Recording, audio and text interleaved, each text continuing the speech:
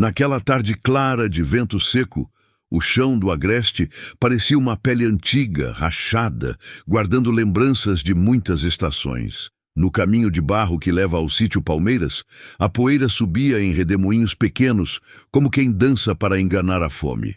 Aos pés das mangueiras altas, um homem de cabelos prateados contava o tempo com o barulho do pilão, esperando o café coar. Foi então que o portão rangeu e uma figura magra, com vestido gasto e chinelos que já tinham conhecido muitas estradas, parou diante da sombra do alpendre. A voz dela saiu baixa, mas firme, como quem pede sem se ajoelhar. Antes de eu te contar o que ela disse, prepara o coração. É daquelas histórias que chegam devagar e abrem uma janela por dentro. Se ela tocar você, deixa seu like, se inscreve no canal e me diz de onde está ouvindo esta história.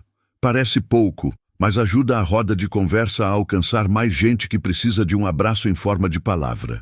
Aceito varrer o terreiro por um prato, disse ela, com os olhos procurando respeito antes de pão.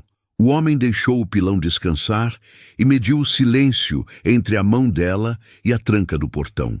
Chamava-se Augusto, tinha 62 anos e um jeito de quem já perdeu mais do que podia contar.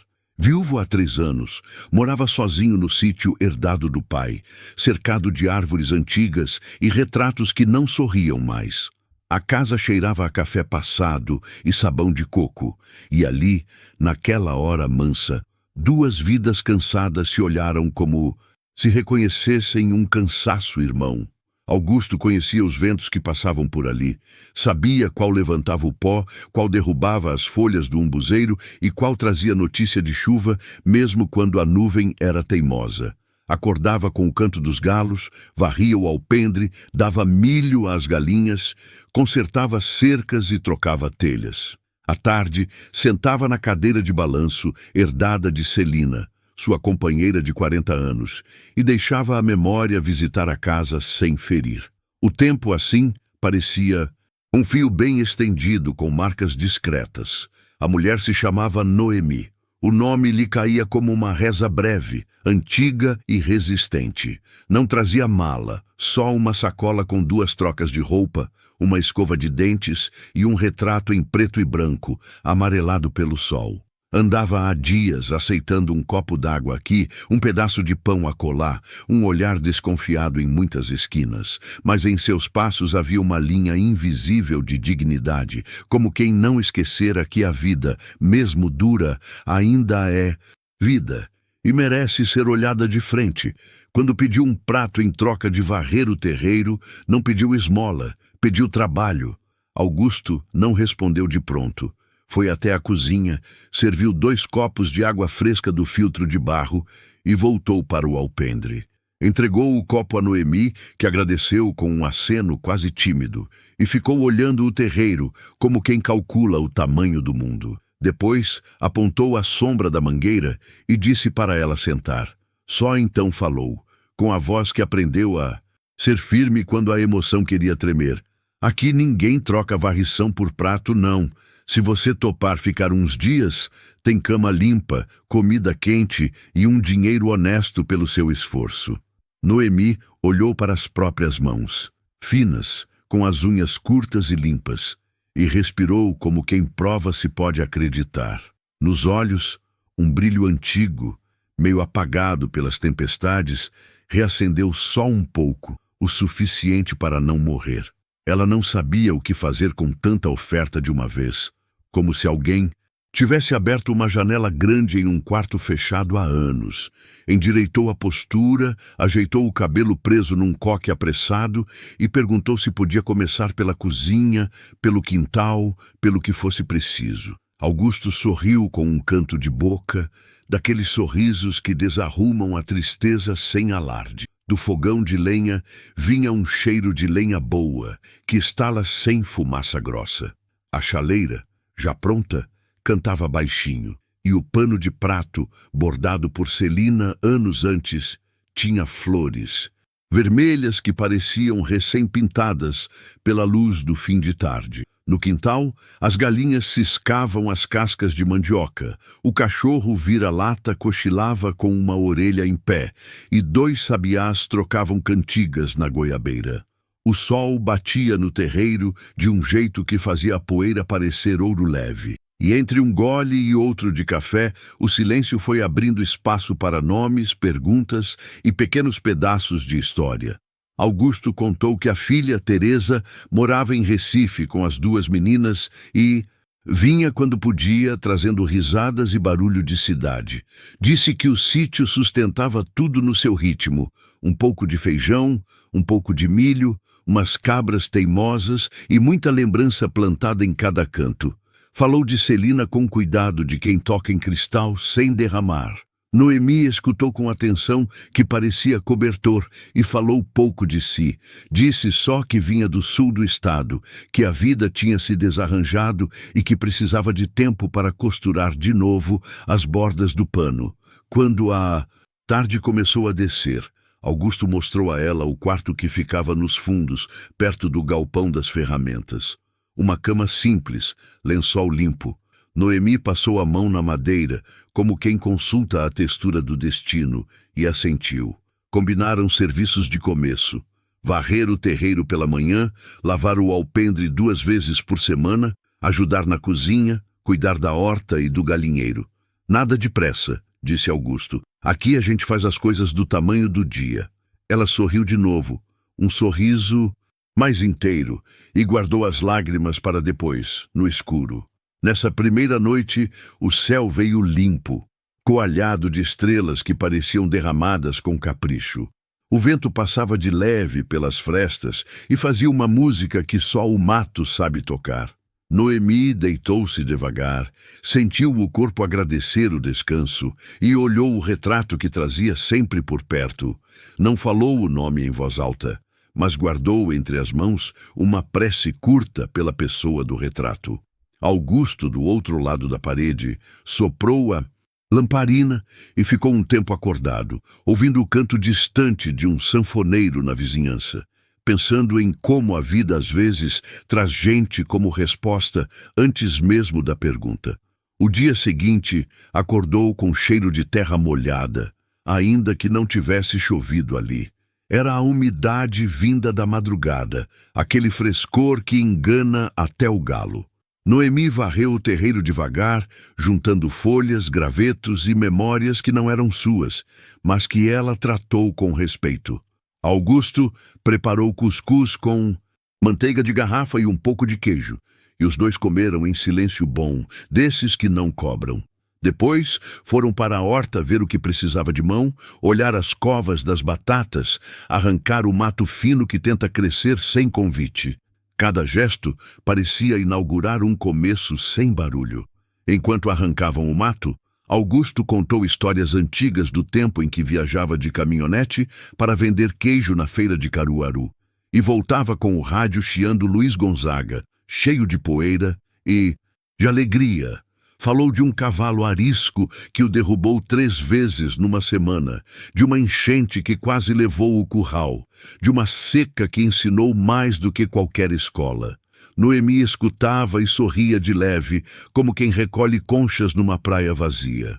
Ela não falava das próprias dores, mas quando ele citava a palavra saudade, seus dedos apertavam a enxada com uma força pequena, quase invisível. Perto do meio-dia, apareceu no portão Dona Miquelina, vizinha antiga, trazendo num pano um pedaço de bolo de milho. Era dessas mulheres que veem tudo sem parecer que olham. Trocou 2 novidades, comentou o calor e olhou para Noemi com a curiosidade boa de quem mede a coragem do outro sem julgar. Augusto apresentou. Disse que ela ia ajudar por uns dias, e Dona Miquelina desejou força, saúde e olhos abertos.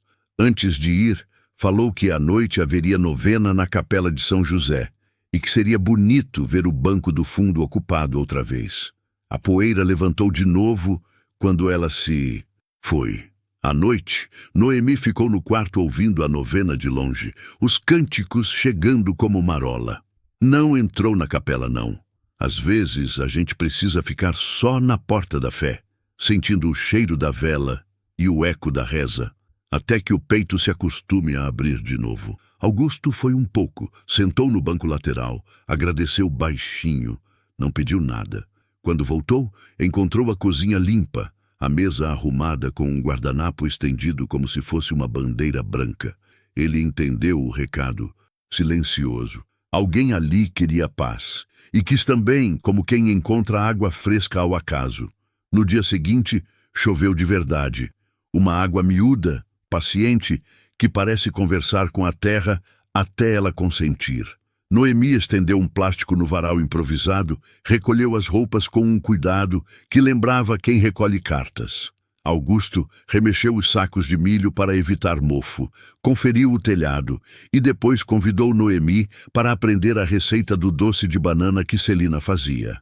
Ela cortou as bananas em rodelas perfeitas, mexeu o tacho com braço firme e o cheiro doce tomou a casa inteira. Quando provaram, Augusto fechou os olhos por um segundo, como quem encontra uma lembrança sem dor. Entre uma tarefa e outra, Noemi às vezes parava no alpendre e olhava o horizonte como quem decifra sinais. Guardava o retrato no bolso do vestido e sua mão passava por ali sem querer, como se conferisse um pulso. Augusto via, mas não perguntava. Aprendeu que certas histórias só se abrem quando a chave quer.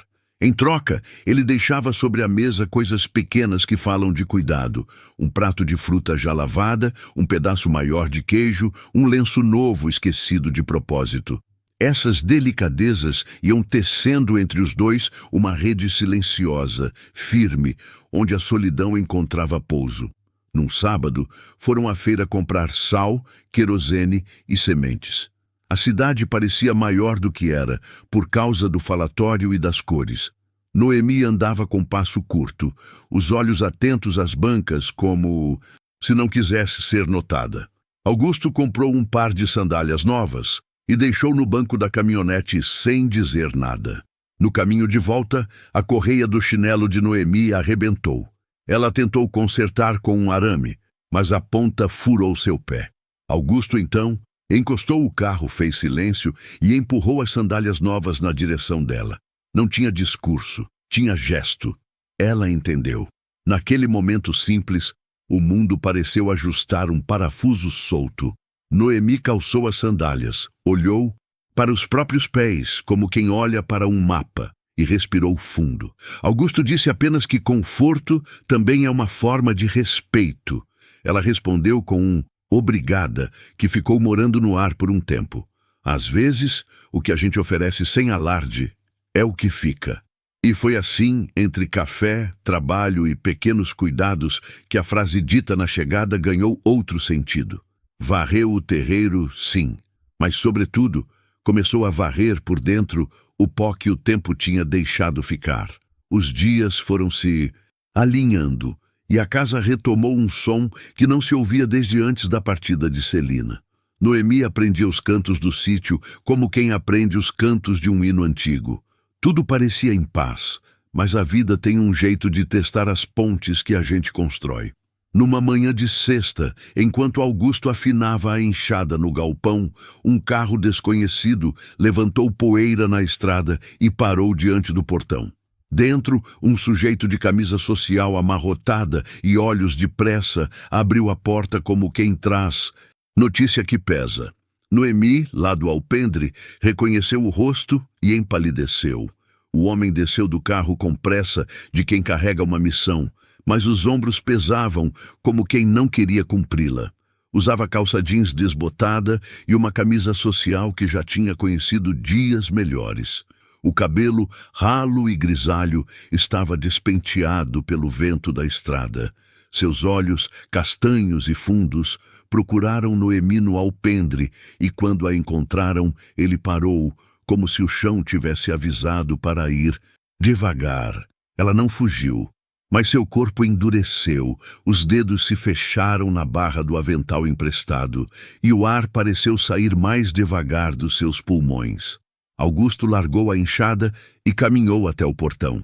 Tinha um jeito respeitoso de perguntar as coisas, sem ser invasivo, mas com firmeza de quem cuida do que é seu. Bom dia, disse ele, medindo o visitante. O homem respondeu com um aceno meio envergonhado. Passou a mão pelo cabelo e pediu licença para entrar. Disse que vinha de Garanhuns, que rodou 3 cidades até encontrar pista, que o nome dele era Gilmar e que precisava falar com Noemi.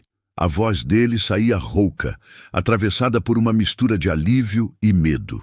Noemi desceu os 3 degraus do alpendre como quem desce de uma montanha íngreme. Os passos eram curtos, controlados, e o rosto, que durante os últimos dias tinha começado a descansar, voltou a carregar um peso antigo. Ficou a 2 metros de Gilmar, como se houvesse uma linha invisível no chão que ela não queria cruzar.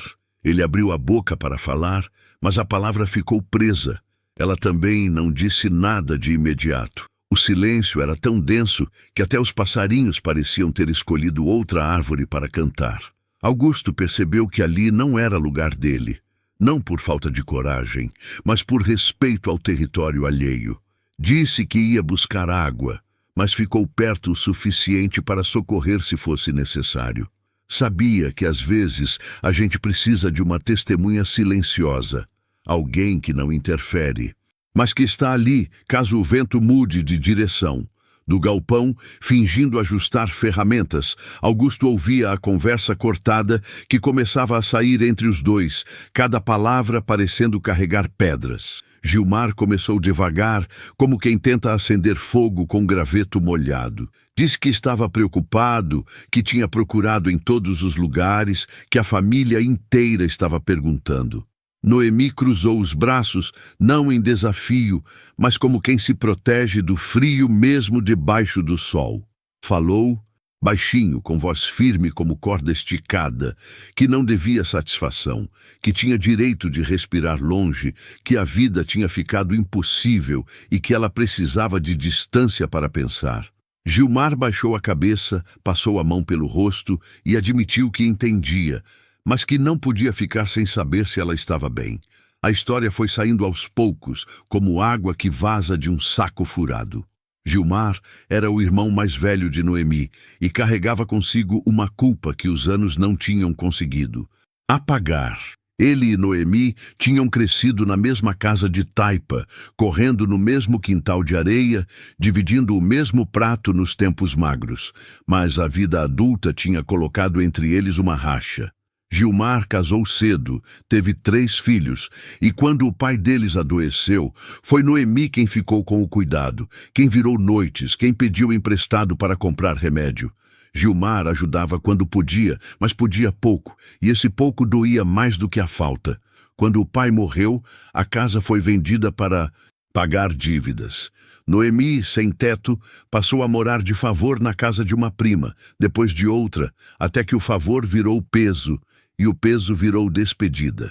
Gilmar ofereceu um cantinho na casa dele, mas a cunhada não via com bons olhos, e os dias eram de olhares tortos e silêncios que cortavam. Noemi aguentou 3 meses. Numa madrugada, juntou o pouco que tinha, deixou um bilhete curto e saiu sem rumo certo, levando apenas o retrato do pai, a roupa do corpo e a vontade de não ser mais um fardo para ninguém.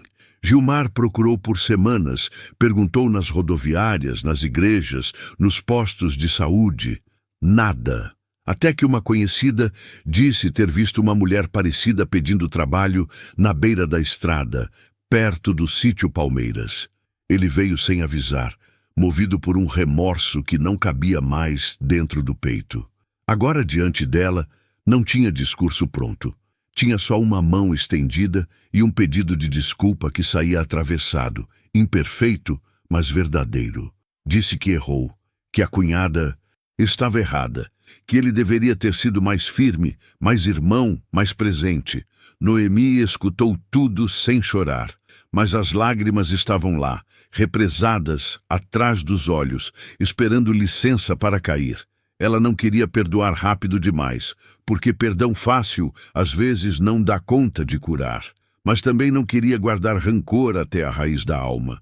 Disse a Gilmar que precisava de tempo, que ali, naquele sítio, ela tinha encontrado não só trabalho, mas dignidade, e que por enquanto era isso que Ela queria a chance de olhar para si mesma sem vergonha. Ele acenou que entendia, disse que respeitava e entregou a ela um envelope com um pouco de dinheiro e um número de telefone rabiscado num papel amassado. Augusto, vendo que a conversa esfriava, voltou com uma jarra de água fresca e 3 copos. Ofereceu a Gilmar, que aceitou com gratidão de quem andou muito. Sentaram os 3 na sombra da mangueira e o clima ficou menos pesado. Gilmar perguntou como Noemi estava sendo tratada ali, e Augusto respondeu com simplicidade que ela era tratada como gente, que trabalhava bem, que tinha lugar à mesa e respeito na palavra. Noemi olhou para Augusto com um agradecimento que não precisava de som. Gilmar respirou aliviado, como quem encontra terra firme depois de nadar em mar bravo. Depois de meia hora, Gilmar se despediu. Disse que voltaria em algumas semanas, se ela permitisse, só para ver como estavam as coisas. Noemi não prometeu nada, mas também não fechou a porta. Apenas disse que ia pensar, que a vida tinha que ir no ritmo dela e que forçar os ponteiros do relógio nunca adiantou nada.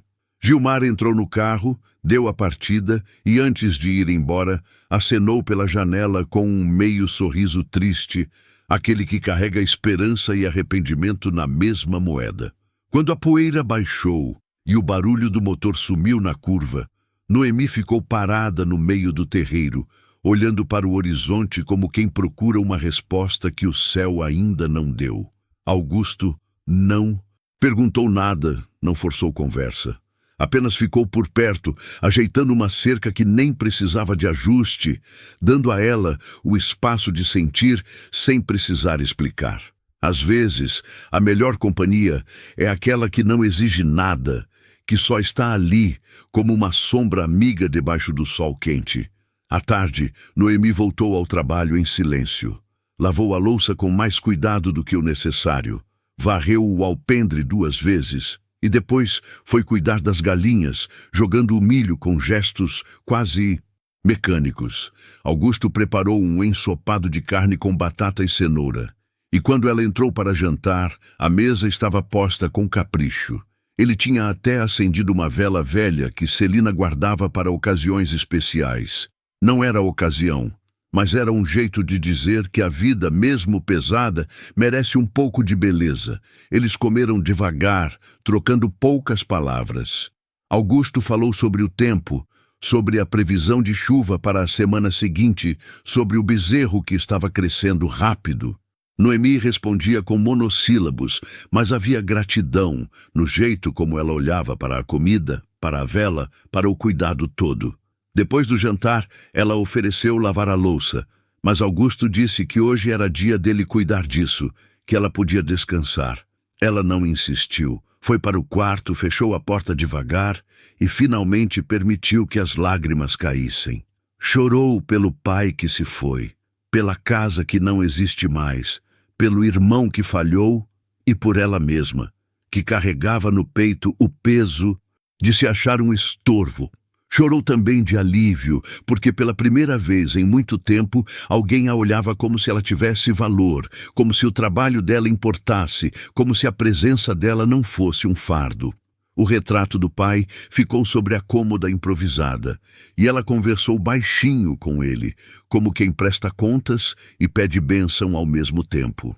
Do outro lado da casa, Augusto lavava a louça ouvindo o chiado do lampião e o canto dos grilos. Pensava na fragilidade das pessoas, em como a vida pode desmontar alguém aos poucos, e em como um pouco de cuidado pode ser a diferença entre desistir e recomeçar. Celina costumava dizer que a gente nunca sabe a batalha que o outro enfrenta, e que por isso é preciso ser gentil sempre, porque gentileza pode ser o único remédio que alguém vai tomar naquele dia. Nos dias seguintes, Noemi foi voltando ao ritmo. Acordava cedo, preparava o café, cuidava da horta com dedicação renovada. Augusto percebia que ela estava diferente, não pior, mas diferente. Como se tivesse aberto uma porta interna e agora estivesse decidindo o que deixar entrar e o que botar para fora. Eles conversavam mais. Ela contou sobre a infância no sítio do pai, sobre como aprendeu a plantar feijão de corda, sobre o cachorro vira-lata que a seguia para todo canto, sobre as festas de São João, onde dançava quadrilha com vestido de chita. Augusto, por sua vez, falou mais sobre Celina. Contou como se conheceram numa festa de casamento, como ela ria alto demais e ele ficava sem jeito, como ela o ensinou a fazer bolo de rolo e ele queimou os 3 primeiros. Falou da filha Teresa, de como ela era teimosa igual à mãe e de como sentia saudade de ter a casa cheia de barulho. Essas conversas aconteciam enquanto trabalhavam, enquanto descascavam legumes, enquanto consertavam a cerca ou regavam as plantas. Não eram conversas profundas, mas eram conversas de construção, tijolo por tijolo. Certa tarde, Teresa ligou avisando que viria no fim de semana com as meninas. Augusto ficou animado como criança na véspera de Natal. Passou o dia arrumando tudo, limpando os quartos, verificando se tinha doce suficiente. Noemi ajudou com entusiasmo, sentindo que de alguma forma fazia parte daquele preparo. Lavou as cortinas, passou o pano nos móveis e até colheu flores do jardim para enfeitar a mesa da sala. Augusto reparou no cuidado dela e agradeceu. Ela sorriu, disse que era bom ter uma razão para deixar a casa bonita. Quando Teresa chegou, trazendo as 2 netas, a casa ganhou vida nova. As meninas correram pelo terreiro, perseguiram as galinhas, subiram na goiabeira e Augusto ficou ali, sentado na cadeira de balanço, sorrindo largo. Teresa, mulher de uns 35 anos, de cabelo preso e olhar esperto, cumprimentou Noemi com educação e curiosidade. Augusto apresentou, explicou que ela estava ajudando, e Teresa, vendo o brilho diferente no olho do pai, não fez perguntas demais. Apenas abraçou Noemi e disse que era bom saber que ele não estava sozinho. No almoço, a mesa ficou farta. Noemi tinha feito um arroz de leite para a sobremesa, e as meninas repetiram 2 vezes. Teresa elogiou, perguntou a receita e, de repente, a conversa fluía como se todos fossem de uma mesma família antiga. Augusto observava tudo com o coração aquecido. Sabia que Celina estaria orgulhosa de ver aquela mesa cheia outra vez, de ouvir risadas ecoando pelos cantos da casa, de sentir que a vida, mesmo depois da dor, ainda sabe dançar quando encontra o ritmo certo. À noite, depois que Teresa e as meninas foram dormir, Augusto e Noemi ficaram no alpendre, olhando o céu estrelado. Ele ofereceu um café quentinho e ela aceitou. Ficaram ali, em silêncio confortável, ouvindo a noite cantar suas músicas de bicho e vento. Augusto quebrou o silêncio, dizendo que ela tinha jeito com criança, que as meninas gostaram dela, que Teresa também. Noemi agradeceu e disse que fazia tempo que não se sentia útil daquele jeito, que não se sentia parte de algo. Augusto olhou para ela com aquele jeito sereno de quem já rodou o mundo dentro de si mesmo e respondeu que ela não estava ali só para ser útil, mas para ser, que tinha espaço para ela existir, respirar, errar, acertar, ficar quieta ou falar, que a vida não era uma troca justa de trabalho por comida, mas uma chance de 2 cansaços se apoiarem um no outro até ficarem menos pesados. Noemi sentiu um nó na garganta, mas dessa vez não era de dor, era de algo que ela quase tinha esquecido o nome: pertencimento. Naquela noite, antes de dormir, Noemi escreveu uma carta curta para Gilmar. Não mandou ainda, mas escreveu. Disse que estava bem, que tinha encontrado um lugar seguro e que talvez, com o tempo, conseguisse olhar para trás sem que doesse tanto. Disse que perdoar era um caminho longo, mas que ela estava disposta a caminhar. Guardou a carta debaixo do travesseiro, como quem guarda uma promessa ainda verde. Do lado de fora, o vento fresco anunciava mudança de estação, e o sítio inteiro parecia respirar esperança. As semanas que se seguiram trouxeram uma rotina que parecia costurada à mão, com linha firme e nós bem dados. Noemi acordava antes do sol nascer, acendia o fogo do fogão a lenha e o cheiro do café se espalhava pela casa como um chamado gentil. Augusto, que sempre foi homem de madrugada, descia para a cozinha encontrando a mesa já posta, o pão quentinho e aquele cuidado que não precisa de palavra para ser visto. Os dois tomavam o café em silêncio, amigo, ouvindo o mundo acordar lá fora, cada um respeitando o jeito do outro de começar o dia. O sítio ganhava vida nova. A horta, que antes era apenas funcional, agora tinha fileiras organizadas, canteiros bem cuidados e até umas flores plantadas nas beiradas, coisa que Noemi fez sem pedir, só porque achou que a alegria também se planta. As galinhas botavam mais ovos, ou pelo menos era o que parecia, como se respondessem ao trato carinhoso. O cachorro vira-lata, que Augusto chamava de trovão por causa do latido forte, agora dividia a lealdade entre os dois, seguindo ora um, ora outro, dependendo de quem estivesse com o pedaço de pão mais generoso. Dona Miquelina, a vizinha de olhar atento, começou a aparecer com mais frequência. Trazia ora 1 quilo de açúcar emprestado, ora uma receita nova de bolo. Mas o que ela realmente trazia era curiosidade. Sentava no alpendre, aceitava o café e puxava a conversa sobre tudo e sobre nada, sempre com um olho medindo Noemi. Não era maldade, era apenas o jeito da roça, onde todo mundo se sente no direito de saber da vida do vizinho, não por fofoca, mas por cuidado disfarçado de interesse. Numa dessas visitas, Dona Miquelina soltou, como quem não quer nada, que estava bonito ver o sítio tão bem cuidado outra vez, que Celina ficaria feliz de ver a casa voltando a ter jeito de lar. Noemi agradeceu com um sorriso tímido, mas entendeu o recado por trás das palavras. A comunidade estava de olho, avaliando, comparando e provavelmente comentando nas rodas de conversa depois da missa. Augusto, percebendo o desconforto de Noemi, mudou de assunto, falou sobre a previsão de chuva e sobre o bezerro novo que estava dando trabalho. Mas a semente da insegurança tinha sido plantada. Naquela noite, enquanto lavava a louça, Noemi ficou pensando sobre seu lugar ali. Será que as pessoas achavam que ela estava se aproveitando? Será que Augusto, no fundo, sentia que estava traindo a memória de Celina ao deixar outra mulher cuidar da casa? Será que Teresa, tão educada e gentil, guardava algum ressentimento calado? As perguntas rodopiavam na cabeça dela como folhas secas no vento, sem encontrar chão para pousar. Augusto percebeu a mudança.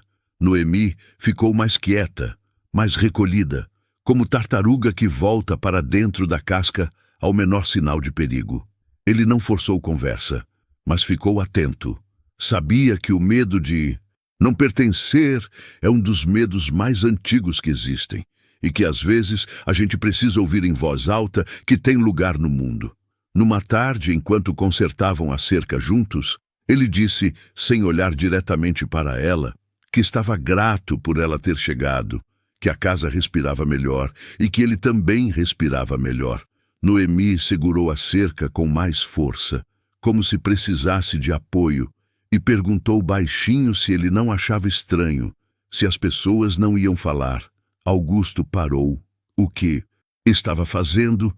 Limpou as mãos na calça e olhou para ela com aquela serenidade de quem já fez as pazes com o que importa.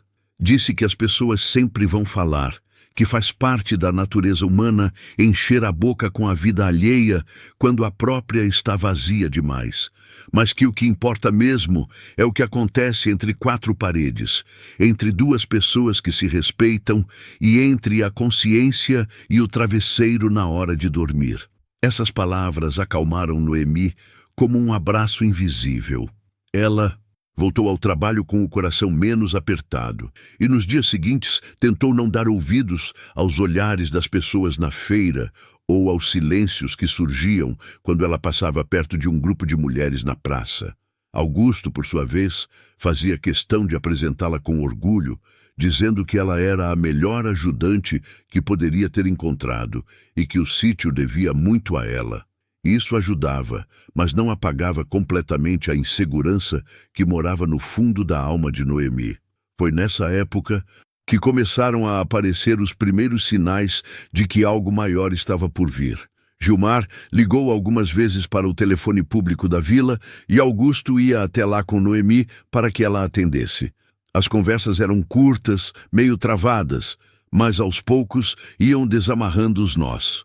Gilmar contava das crianças, da cunhada que tinha pedido desculpas, da casa que agora tinha um quarto arrumado esperando Noemi, caso ela quisesse voltar. Noemi ouvia, agradecia, mas não dava resposta definitiva. Dizia que precisava de mais tempo, que ainda estava se encontrando. Augusto notava que depois dessas ligações, Noemi ficava distante, perdida em pensamentos que ela não dividia. Ele respeitava o silêncio dela, mas ficava com o coração apertado, como quem sente que algo precioso pode escorregar pelos dedos. Não que ele achasse que tinha direito de prender Noemi ali, longe disso, mas tinha se acostumado com a presença dela, com o jeito dela cantar baixinho enquanto lavava roupa, com o sorriso tímido que aparecia quando ele contava uma piada ruim, com a companhia que tornava os dias menos solitários. Uma tarde, chegou ao sítio o padre Damião, homem de uns 70 anos, magro como vara de pescar, mas com voz que alcançava o fundo da alma. Ele visitava as casas do interior, levando bênção, palavra de conforto e também ouvidos para quem precisava falar. Augusto o recebeu com alegria, preparou café e chamou Noemi para se juntar a eles. O padre, com aquele jeito de quem vê além das aparências, conversou sobre a vida, sobre as perdas, sobre a importância de seguir em frente sem esquecer de onde se veio. Antes de ir embora, o padre pediu licença para fazer uma oração. Os três ficaram de pé, de mãos dadas, e ele pediu proteção, sabedoria e coragem para enfrentar as tempestades que viriam. Noemi sentiu um arrepio quando ele falou em tempestades, como se o vento tivesse entrado pela janela fechada.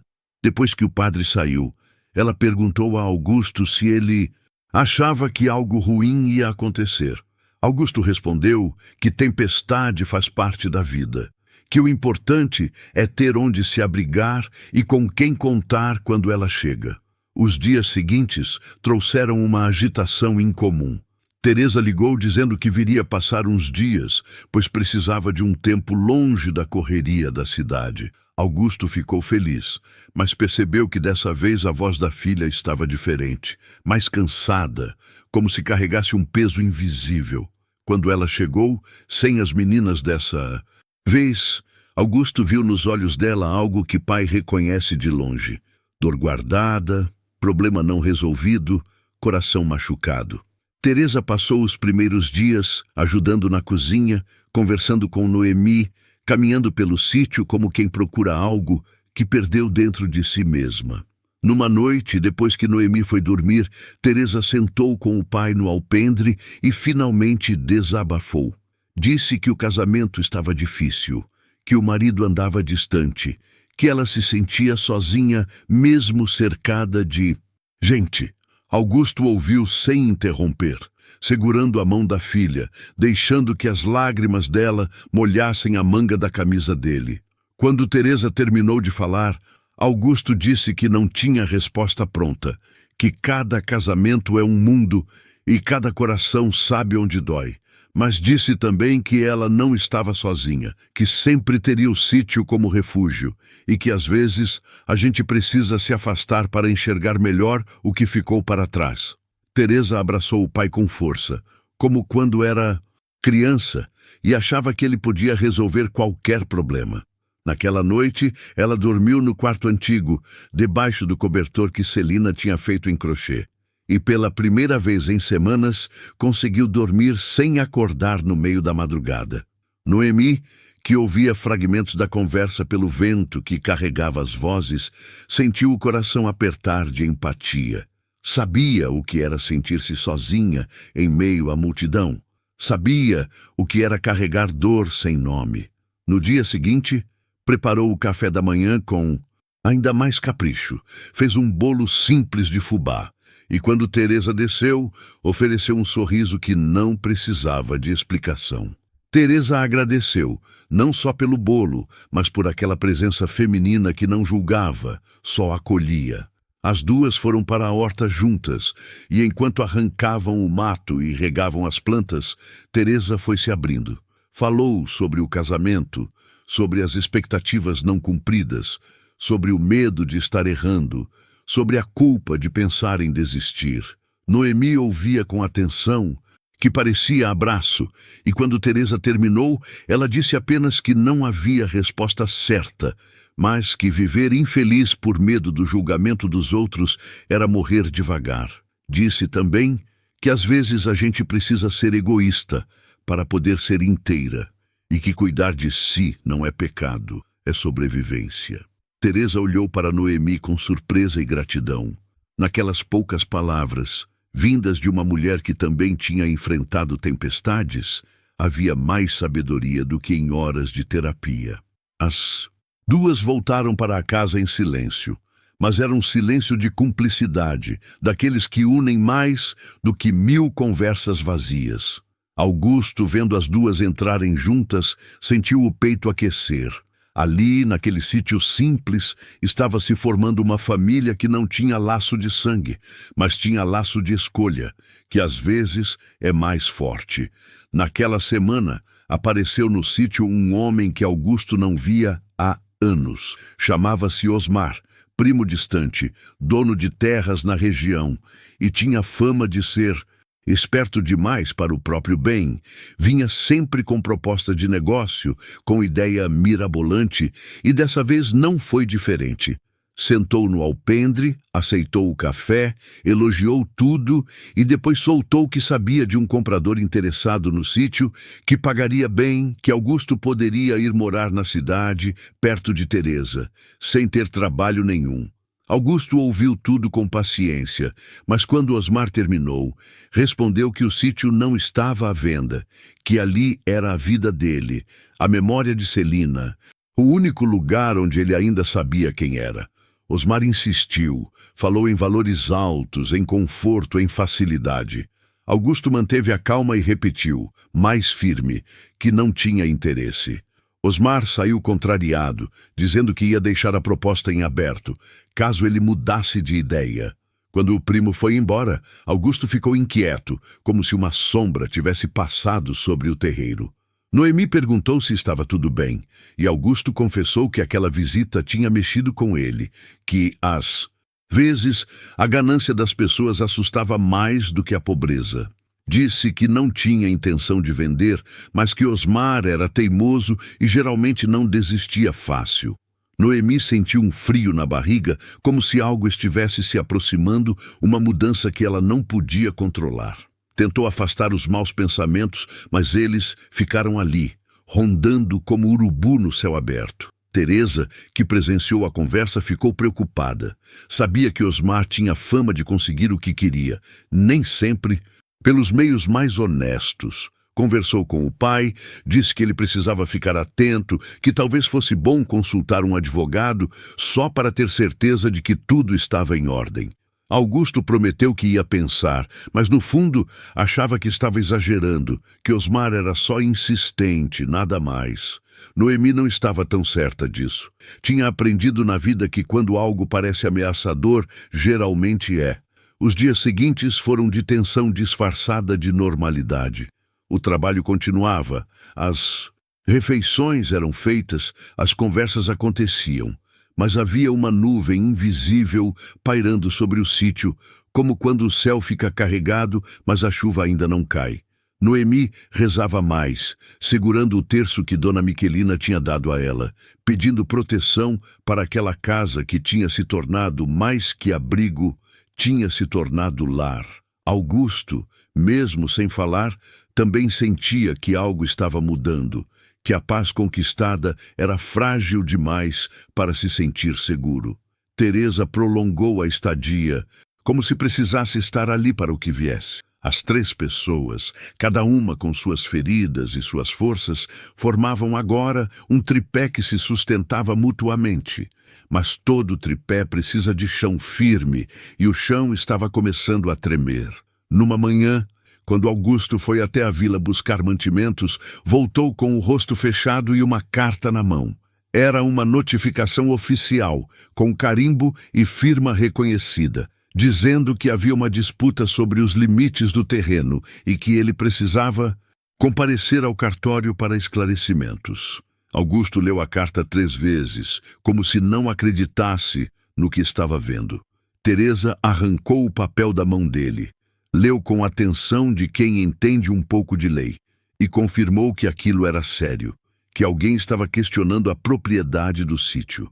Noemi, que ouvia de longe, sentiu as pernas fraquejarem.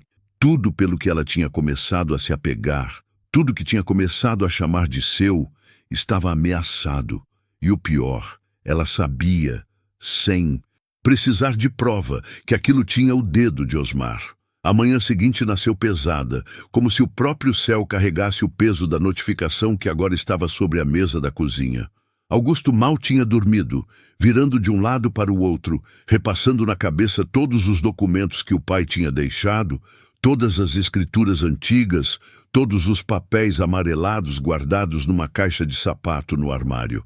Teresa passou a noite pesquisando no celular, tentando entender os termos jurídicos, fazendo anotações num caderno velho.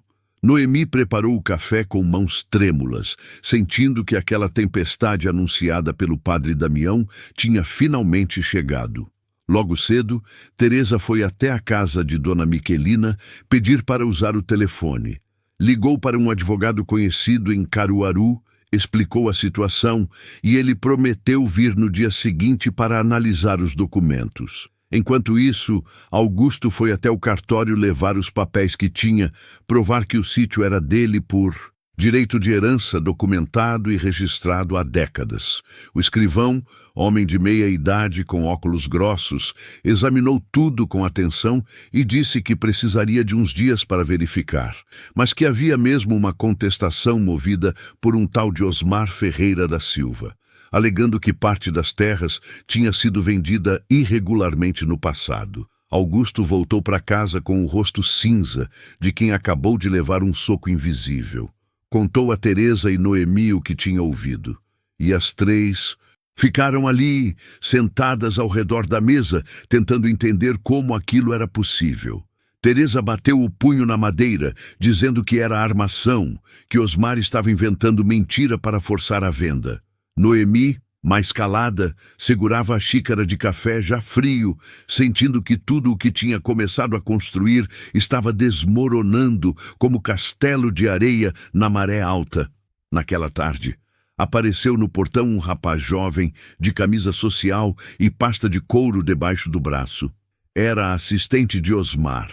Vinha trazer uma proposta por escrito. Dizia que Osmar estava disposto a resolver tudo de forma amigável, que pagaria um valor justo pelo sítio e ainda cobriria as despesas do processo, desde que Augusto assinasse a venda imediatamente. O rapaz falava com aquela educação falsa de quem segue roteiro decorado e, quando terminou, estendeu a mão esperando que Augusto pegasse os papéis. Augusto olhou para aquela mão estendida como quem olha para uma serpente e respondeu com voz controlada, mas firme que não ia assinar nada, que aquele sítio era dele e ia continuar sendo. O rapaz deu um sorrisinho de canto, daqueles que dizem mais do que palavras, e avisou que o processo seria longo, caro e desgastante, e que Augusto ia perder muito mais do que ganharia se insistisse em resistir. Teresa, que tinha ouvido tudo do alpendre, desceu os degraus com a fúria de mãe, defendendo o filhote, e mandou o rapaz embora, dizendo que ali não tinha nada para ele e que a próxima conversa seria com o advogado presente. Quando o mensageiro foi embora, Augusto sentou na cadeira de balanço e passou a mão pelo rosto, como quem tenta limpar uma mancha que não sai.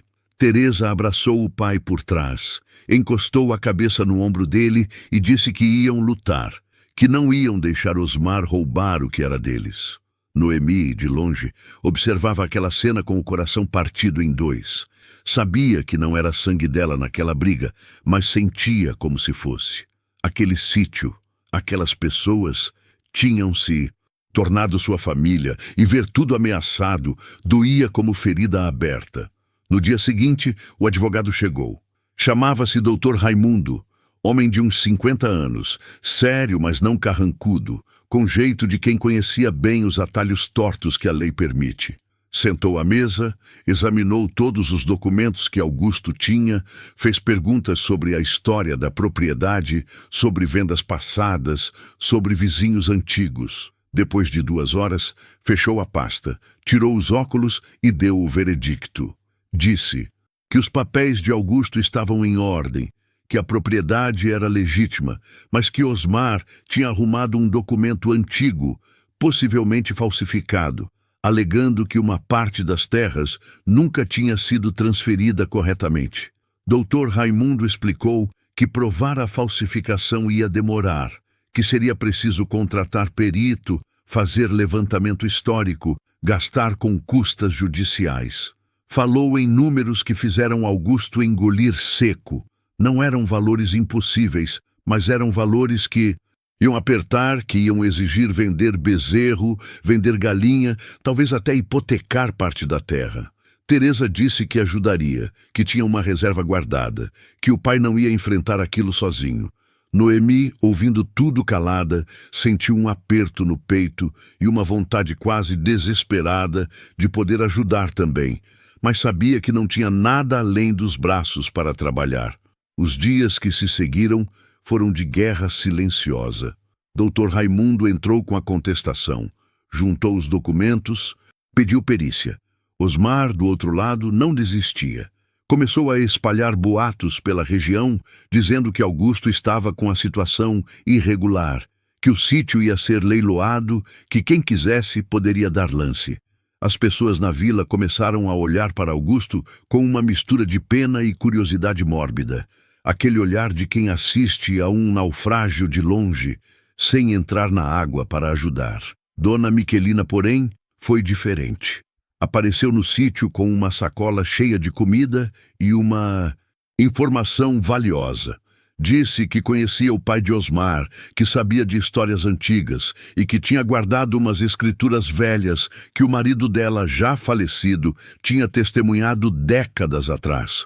Ofereceu os papéis para Dr. Raimundo verificar, e aquilo acabou sendo uma peça fundamental. Os documentos provavam que a terra contestada por Osmar nunca tinha pertencido à família dele, e que a alegação era mesmo mentira. Quando o Dr. Raimundo levou essa prova para o juiz, a maré começou a virar. Osmar foi convocado para depor e, diante das evidências, começou a gaguejar, a contradizer, a mostrar as costuras da mentira. O juiz, homem sério e cansado de falcatruas, deu prazo para Osmar apresentar contraprova ou retirar a ação. Osmar, vendo que o jogo tinha virado, tentou mais uma cartada. Ofereceu um acordo extrajudicial, propôs pagar uma indenização a Augusto e desistir de tudo, desde que o caso não fosse adiante e não manchasse seu nome publicamente. Augusto, Teresa e Dr. Raimundo se reuniram para decidir. O advogado disse que aceitar o acordo era mais rápido, menos desgastante e ainda traria um dinheiro que Augusto poderia usar para melhorar o sítio. Mas Teresa era contra. Dizia que Osmar precisava ser exposto, precisava pagar pelo que tentou fazer. Augusto ficou no meio, dividido entre a vontade de acabar logo com aquilo e a raiva de deixar Osmar sair impune. Noemi, que tinha ficado de fora das reuniões até então, pediu licença para falar. Disse com a voz calma, mas firme, que vingança não enche barriga nem conserta cerca, que o importante era garantir a paz do sítio, a segurança de Augusto, e que deixar Osmar se enforcar na própria corda já era castigo suficiente, porque a comunidade inteira já sabia da falcatrua, e nome sujo na roça é pior que dívida no banco. Disse também que tempo é o bem mais precioso que existe e que gastar mais tempo com gente ruim era desperdício de vida. Augusto olhou para Noemi com aqueles olhos que enxergam além da superfície e sentiu que ela tinha razão. Aceitaram o acordo. Osmar pagou uma indenização boa, retirou a ação e teve que assinar um documento reconhecendo que a alegação era infundada. Dr. Raimundo conseguiu ainda incluir uma cláusula proibindo Osmar de tentar qualquer negociação futura com o sítio. Quando tudo foi assinado e registrado, Augusto voltou para casa com os papéis na mão e o coração mais leve. Teresa chorou de alívio, abraçou o pai com força e disse que ele tinha sido sábio em ouvir Noemi. Augusto concordou, olhou para Noemi e agradeceu, não só pelo conselho, mas por ter ficado ali, firme, quando tudo ameaçava desabar. Mas a vitória tinha cobrado seu preço. Augusto tinha gastado boa parte da reserva com advogado e custas, mesmo com a indenização de Osmar. O sítio precisava de reparos que vinham sendo adiados, e agora seria mais difícil ainda. Teresa ofereceu ajuda, mas Augusto recusou. Disse que ela tinha as meninas, tinha a própria vida, e que ele ia dar um jeito. Noemi via tudo aquilo e sentia uma culpa irracional, como se por estar ali tivesse atraído a tempestade, mesmo sabendo que não tinha nada a ver. Foi então que ela tomou uma decisão. Naquela noite, depois do jantar, pediu para conversar com Augusto e Teresa. Sentaram os três no alpendre, debaixo da luz fraca do lampião. E Noemi disse que tinha pensado muito, que era grata por tudo, mas que talvez fosse hora dela ir embora. Disse que Gilmar tinha oferecido um quarto, que ela poderia trabalhar na cidade, juntar dinheiro e que assim Augusto teria uma boca a menos para alimentar e poderia recuperar as economias mais rápido. O silêncio que caiu foi pesado como chumbo. Teresa olhou para o pai, esperando que ele falasse. Augusto ficou olhando para as próprias mãos, para as calosidades de décadas de trabalho, e quando finalmente falou, a voz saiu embargada. Disse que Noemi não era uma boca a mais, mas, sim, uma presença que tinha salvado aquele sítio de virar deserto emocional, que o dinheiro ia e voltava, mas que companhia verdadeira era rara como chuva no sertão bravo. Disse que se ela quisesse ir, ele respeitaria, mas que ficaria com o coração partido, porque tinha se acostumado a ouvir os passos dela pela manhã, a sentir a casa cheia de vida, a não estar sozinho. Noemi sentiu as lágrimas escorrerem sem pedir licença. Teresa pegou na mão dela, apertou com carinho e disse que ela era parte da família agora, que ninguém queria que ela fosse embora. Mas Noemi, com a teimosia de quem carregou peso demais na vida, insistiu que precisava pensar, que não queria ser peso, que não queria atrapalhar. Augusto levantou, caminhou até a beira do alpendre, olhou para o céu estrelado e disse que ela tinha a noite inteira para pensar, mas que a porta daquela casa estaria sempre aberta para ela, quisesse entrar ou sair, porque respeito também é deixar o outro livre. Naquela noite Noemi não dormiu. Ficou olhando para o teto, repassando os últimos meses, sentindo o peso da decisão. De um lado, o chamado da família de sangue, a chance de reconstruir os laços com Gilmar, a possibilidade de ter um espaço próprio na cidade. Do outro, o sítio que tinha se tornado lar, Augusto que tinha se tornado âncora, Teresa que tinha se tornado irmã, e aquela sensação de pertencimento que ela nunca imaginou sentir de novo. A madrugada foi longa, e quando o galo cantou, anunciando o novo dia, Noemi ainda não sabia o que ia fazer. Levantou, lavou o rosto na bacia de água fria, vestiu o mesmo vestido de sempre e foi para a cozinha. Acendeu o fogo, colocou o café para passar, cortou o pão, pôs a mesa. Fez tudo no automático, como quem faz reza decorada. Quando Augusto desceu, encontrou a mesa posta, o café quentinho e Noemi de costas, olhando pela janela. Ele não disse nada, apenas serviu o café e sentou. Teresa desceu logo depois, percebeu a tensão. No ar, mas também não forçou. Foi Noemi quem quebrou o silêncio. Virou-se, enxugou as lágrimas que ainda insistiam em cair e disse que tinha tomado uma decisão, que ia ligar para Gilmar, mas não para dizer que ia embora. Ia dizer que tinha encontrado um lugar onde era respeitada, onde era vista, onde importava, e que por enquanto era ali que ela precisava ficar. Que um dia, talvez, voltaria para perto da família de sangue, mas que naquele momento a família que ela escolheu era aquela no sítio, debaixo daquele céu, cuidando daquela terra. Augusto fechou os olhos, respirou fundo, e quando abriu de novo, havia um brilho que não se via há tempos. Teresa se levantou, abraçou Noemi com força e as duas choraram juntas, um choro de alívio, de reencontro, de escolha. E ali, naquela cozinha simples, com cheiro de café e de começo, 3 vidas que a tempestade tinha testado encontraram força para seguir. A batalha tinha sido vencida, mas o coração de cada um sabia que outras viriam. E viriam, porque a vida sempre traz mais de onde isso veio. Mas agora, pela primeira vez, eles não estariam sozinhos. Os meses que se seguiram à decisão de Noemi foram de reconstrução silenciosa. Daquelas que acontecem tijolo por tijolo, sem alarde, mas com alicerce firme. O sítio voltou ao seu ritmo próprio, aquele compasso que só a roça conhece, onde cada coisa tem sua hora e seu jeito.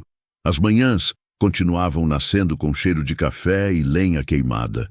E Noemi acordava agradecendo baixinho por mais um dia naquele chão que tinha escolhido pisar. Augusto, por sua vez, andava com o passo mais leve, como quem tinha tirado uma pedra da mochila e agora podia respirar melhor. Teresa voltou para Recife depois de algumas semanas, mas levou consigo uma coisa que não tinha quando chegou: clareza. Conversou com o marido, colocou as cartas na mesa e os dois decidiram tentar de novo, mas dessa vez com honestidade e sem máscaras.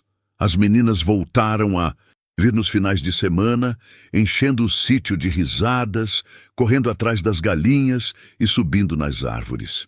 Noemi ganhou o apelido carinhoso de tia, dado pelas crianças de forma espontânea, e ela aceitou o título como quem recebe um diploma de pertencimento. Gilmar também voltou algumas vezes, não mais com aquele peso de culpa mal resolvida, mas com a leveza de quem foi perdoado, e aprendeu a respeitar a escolha do outro.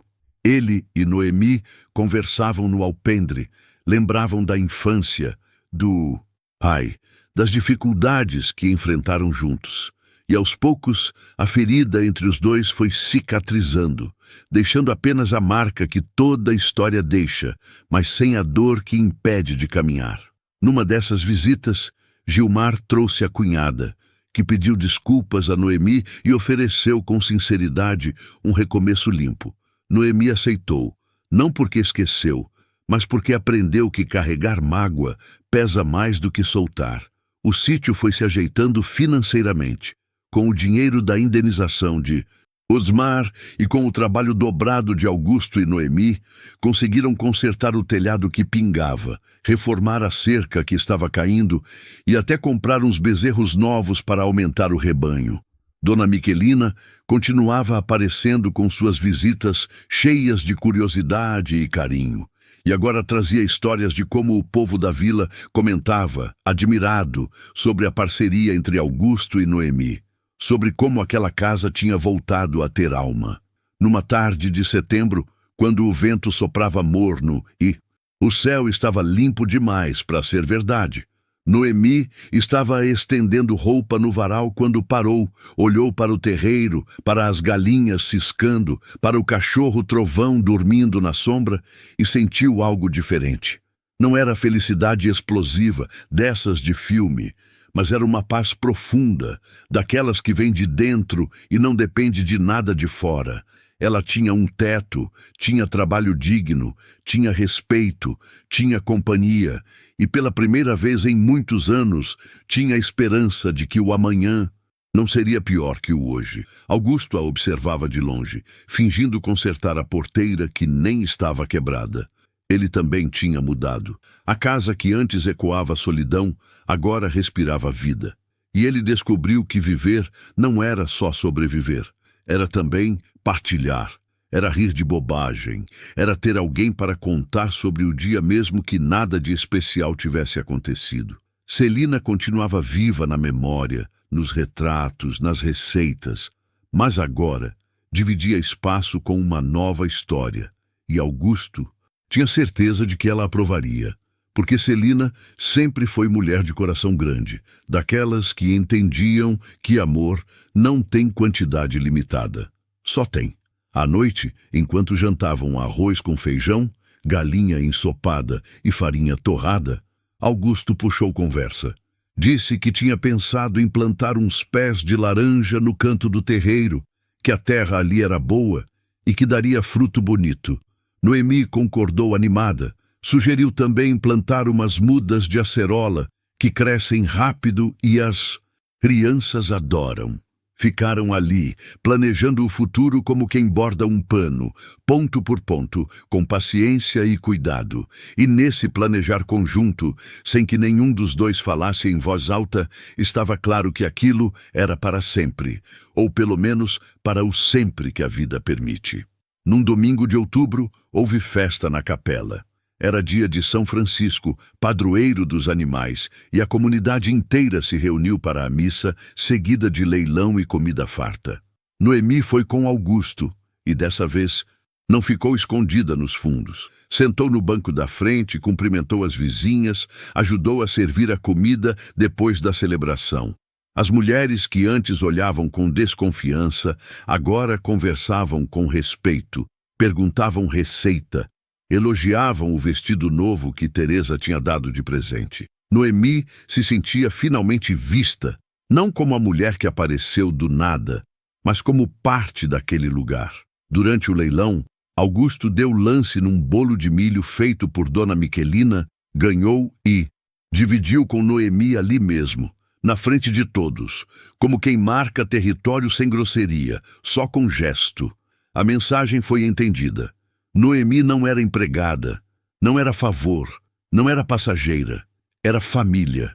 E a comunidade, que tanto gosta de definir as coisas, aceitou aquela definição e seguiu em frente, porque no fim das contas, gente boa reconhece gente boa, e o resto é conversa fiada. Os meses foram passando, e com eles vieram as estações. A chuva chegou generosa naquele ano, enchendo os açudes, deixando a terra fofa e cheirosa. A plantação de milho cresceu bonita e a colheita foi farta. Noemi aprendeu a fazer pamonha, canjica e até um licor de milho verde que Augusto jurou ser melhor que o da falecida Celina, elogio que ele só daria se fosse verdade. As laranjeiras que plantaram começaram a dar os primeiros brotos, e Augusto brincou dizendo que ia viver muito para ver aqueles pés carregados de fruto, e que Noemi estaria ali para colher com ele.